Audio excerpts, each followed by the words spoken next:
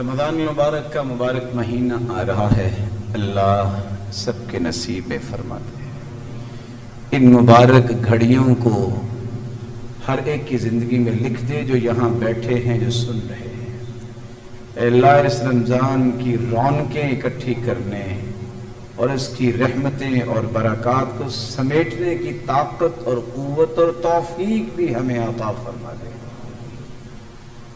مومن اللہ کے ہاں پسندیدہ ہوتا ہے، کوئی بھی حالات بن جائیں اللہ اسے محروم نہیں کرتے۔ کون سے حالات؟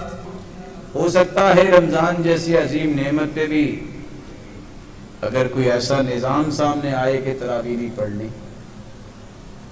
ایسا نظام سامنے آئے کہ کوئی تراویح نہ پڑھے، تو مومن کو اس میں بھی کوئی پریشانی نہیں ہوتی۔